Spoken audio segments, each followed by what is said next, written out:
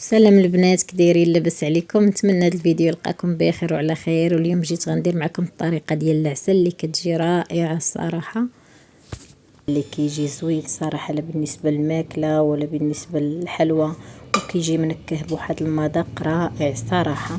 وتبعوا معايا الطريقه وغادي نجربوه وغتشكروني عليه الصراحه، راه كيجي المذاق فن.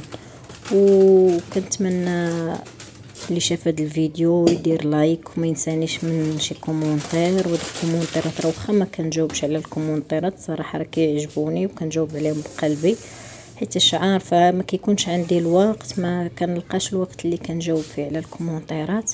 وتبعوا معايا الطريقه ديال العسل. كناخذ فاش غادي نحضر العسل، كناخذ قالب ديال السكر مع ايطرو ديال الماء، وحاولوا باش تتبعوا نفس المراحل. ايطرو ما كنزيد عليه ما كنقص عليه، باش يلا كيجي هو هذاك. وما كنهرش انا السكر، كنخليه بهذه الطريقه هذه. انا كنكب الماء غير بالتدريج باش يلا كيبدا كيذوب شويه بشويه، واخا في الاخر راه كيبقى لتحت شويه قاصح، اللي كنديروا على البوطه كيبدا يذوب. صافي كنخليه بحال هكا واحد شويه، هذا كنرجع ليه وكنبدا ننزل فيه انا راسي. هانتوما تبعوا معايا. دابا غنخليه شويه بين ما وجدت السيترون.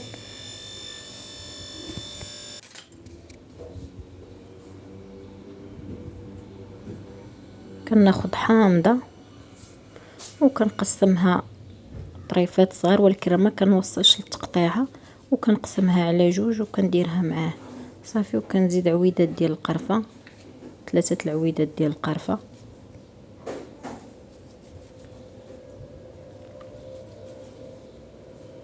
هذه هي طريقتي، ولكن كيجي رائع صراحه. ولكن في الاخر كنسمو بفاني. وتبعوا الطريقه باش غتشوفوا كيفاش كندير ليها، راه ما كنديرهاش ديريكت. كننزل دابا داك السكر كامل اللي كيبدا كيذوب، والاخر كيبقى في الاخر شويه لتحت ما كيذوبش، ولكن ماشي مشكله. ملي كنحطو على البوطه كيبدا يذوب.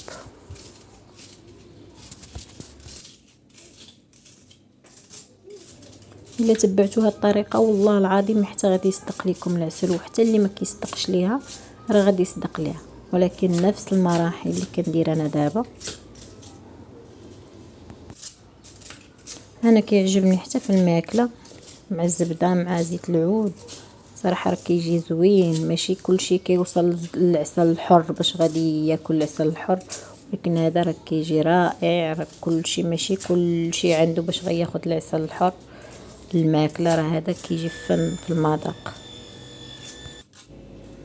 وكنعتذر على هذا الصوت اللي كيدير هذا الازعاج، حقيتاش حدايا شي ناس كيديروا شي اصلاحات، وكاين هذا الصوت ما يمكنش ليا كيفاش غادا نوقفوا ولا كيفاش غنقصوا ولا كيفاش غنحيدوا. صافي وبقى بحال هكا، كنعتذر عليه حيت كيبرزط شويه. صافي انا زدت 3 عواد ديال القرفه دابا، وغادا نديرو فوق البوطه. البوطه تكون منقوسه. انا غنوريكم الجهد اللي درت. هنا كنقلب فيه لقيتو مازال ما دابش، دابا غنشعل عليه. انا شعلت غير الراس الصغير، الصغير اللي في البوطه الصغير هو اللي غادا تبقى طيب. ما كنسد عليها ما والو، كنخليها بحال هكا بهذه الطريقه هذه. ما كنسد على العسل ما والو.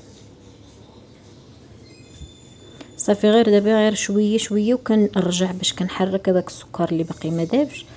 مره كنرجع نحركو حتى غادي يذوب صافي، وما غاداش نبقى نقيسو حتى كيوجد.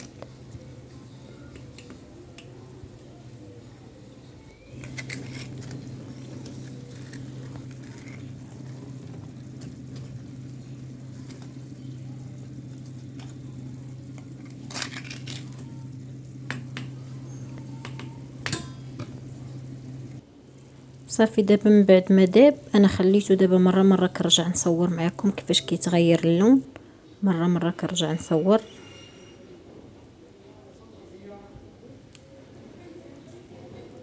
ما كنحسب لا ساعه لا والو، كنشوف غير من داك السيترون كيفاش كيولي اللون ديالو.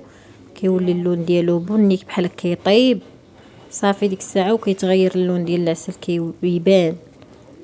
راه كيبان. وكتحيد هذيك الكشكوشه اللي كدير هادي بحال دابا هادي راه كتكون ديال مازال ما طيبش، ولكن ملي كيبقاو غير دوك البقاعات ديال النار اللي كيطلعوا هادوك راه طيبه. نتوما غادي تشوفوا كيفاش بحال دابا راه مازال شويه.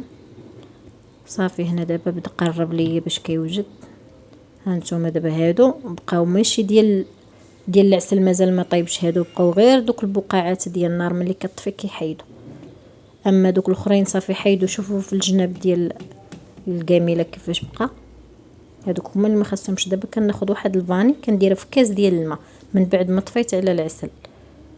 صافي كنخلطها مزيان وكنطفي بها العسل.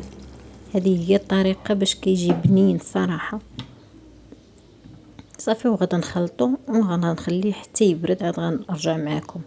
انا هنا راه خليته بات الليل كامل حيت وجدته في الليل. وهو هذا كيفاش صبح. الصراحه راه صبح رائع وانا عجبني بزاف، وكنتمنى تجربوه وتجربوا نفس الطريقه.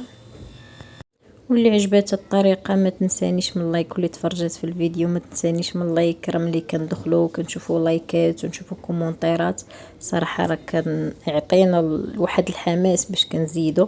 مما الا ما لقيناش التفاعلات وهذا راه الواحد كيحاول يرجع للور شويه. وكنتمنى التوفيق للجميع، ونتلاقاوش في شي فيديو اخر ان شاء الله.